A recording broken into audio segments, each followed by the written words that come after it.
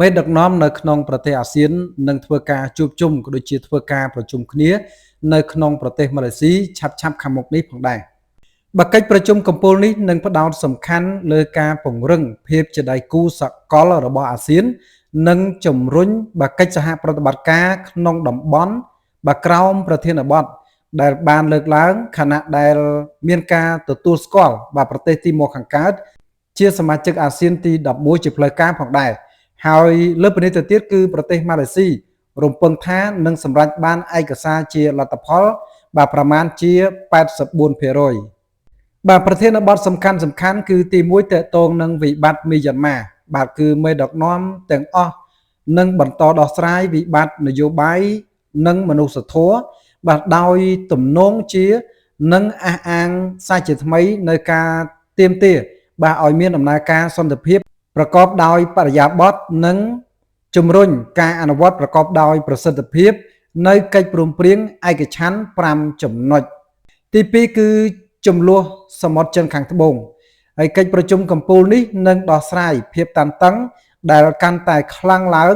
នៅសមុទ្រចិនខាងត្បូងជាពិសេសការប្រជុំមុខដាក់គ្នារវាងនាវាចិននិងហ្វីលីពីនហើយនឹងបន្តធ្វើការឆ្ពោះទៅរកក្រមប្រតិបត្តិ COC ចំណែកទី3គឺសមាហរណកម្មសេដ្ឋកិច្ចដែលទាក់ទងទៅនឹងកិច្ចប្រឹងប្រែង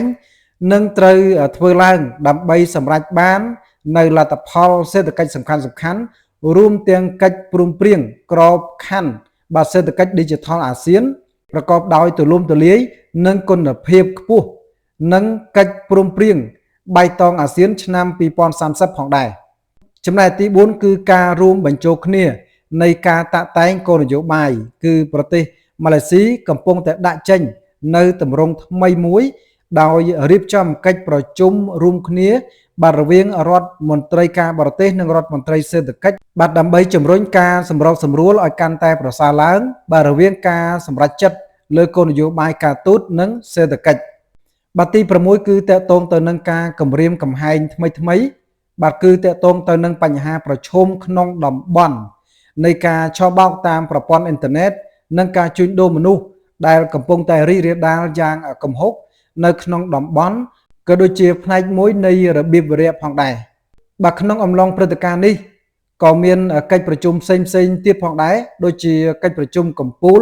របស់ប្រមុខរដ្ឋាភិបាលអាស៊ានកិច្ចប្រជុំរួមរបស់រដ្ឋមន្ត្រីការបរទេសនិងសេដ្ឋកិច្ចនិងកិច្ចប្រជុំកំពូលពាក់ព័ន្ធដូចជាអាស៊ានបូក3និងកិច្ចប្រជុំកំពូលអាស៊ីបូព៌េជាដើមកិច្ចប្រជុំកំពូលទាំងនេះគឺជាការជួបជុំដ៏ធំបំផុតមួយរបស់មេដឹកនាំអាស៊ាននិងមេដឹកនាំជាដៃគូនៅក្នុងតំបន់ហើយម៉ាឡេស៊ីកំពុងតែប្រើប្រាស់ព្រឹត្តិការណ៍នេះជាវេទិកាដើម្បីបង្ហាញទូនាទីការទូតរបស់ខ្លួនផងដែរអ្វីដែលសំខាន់បំផុតគឺសម្រាប់ប្រជាពលរដ្ឋកម្ពុជាដែលកំពុងតែទន្ទឹងរង់ចាំគឺការចុះហត្ថលេខាលើកិច្ចព្រមព្រៀងសន្តិភាពជាមួយនឹងភាគីថៃដែលមានមេដឹកនាំសហរដ្ឋអាមេរិកលោកដូណាល់ត្រាំនិងនាយករដ្ឋមន្ត្រីម្ចាស់ផ្ទះខាងម៉ាឡេស៊ីលោកអាន់វ៉ាអ៊ីប្រាហ៊ីមធ្វើជាអធិបតីផងដែរ